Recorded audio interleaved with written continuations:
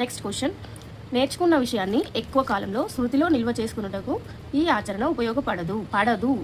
Question ఉపయోగపడను కాదు, ఉపయోగపడదు. అంటే ఆప్షన్స్ ఏమి ఇచ్చారు? అవగాహన చేసుకుని నేర్చుకోవడం, నేర్చుకున్న విషయాన్ని ఇతరులతో చర్చించడం, నేర్చుకున్న విషయాన్ని అర్థవంతంగా ఎక్కువసార్లు వినియోగించడం, అవగాహన లేకుండా సాధన చేయడం. అంటే బట్టి పట్టడం లాంటి.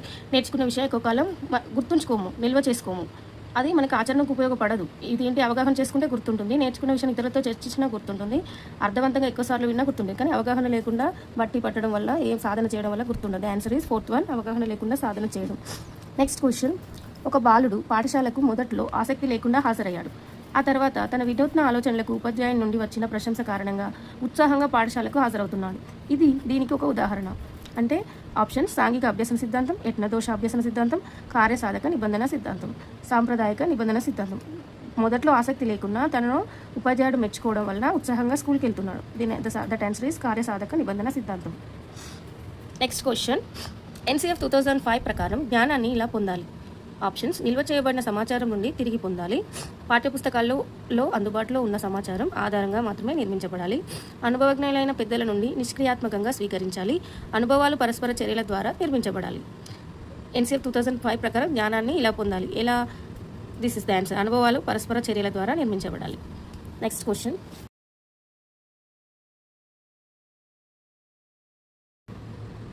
కింది వాటి నుండి మాస్లో అవసరాల అనుక్రమణికకు సంబంధించి సరైన స్టేట్మెంట్ను గుర్తించండి. ఒక వ్యక్తి ఆత్మ సాఫల్యతను సాధించడానికి అవసరాల అనుక్రమణికను అనుసరించాల్సిన అవసరం లేదు. వయసు పెరిగే కొద్దీ వ్యక్తులందరూ ఆత్మ సాఫల్యతను పొందవచ్చు. ఒక వ్యక్తి అన్ని నిమ్న అవసరాలు నెరవేరిన తర్వాతనే అత్యున్నత స్థాయి అవసరం అనగా ఆత్మ సాఫల్యతను చేరుకోగలడు. ఒక వ్యక్తి శారీరక అవసరాలను నెరవేరగానే ఆత్మ సాఫల్యతను చేరుకోగలడు. క్వశ్చన్ ఏంటి? మాస్లో అవసరాల అనుక్రమణికకు సంబంధించి సరైన స్టేట్మెంట్. సరైనది ఏంటి? ఒక వ్యక్తి నిమ్న అవసరాలు నెరవేరిన తర్వాతనే అత్యున్నత స్థాయి అవసరం అనగా ఆత్మ సాఫల్యతను చేరుకోగలడు. This is the answer. Next question, తమ కొడుకు పాడడం పట్ల ఆసక్తి చూపడాన్ని గమనించిన తల్లిదండ్రులు భవిష్యత్తులో తమ కొడుకును ప్రొఫెషనల్ సింగర్ని చేసేందుకు ప్రోత్సహించాలా లేదా అనేది మార్గనిర్దేశనం చేయమని ఉపాధ్యాయుని సంప్రదించారు. పిల్లవాని సామర్థ్యాన్ని తెలుసుకోవడానికి, తల్లిదండ్రులకు మార్గనిర్దేశనం చేయడానికి ఆ పిల్లవాని ఈ అంశంలో ఉపాధ్యాయుడు అంచనా వేయాలి. ఆప్షన్స్, సృజనాత్మకత, వైఖరి, సహజ సామర్థ్యం, ఆసక్తి. ఆసక్తి ఉన్నా కూడా టాలెంట్ లేకుంటే వేస్ట్. అందుకే సహజ సామర్థ్యం. This is the answer.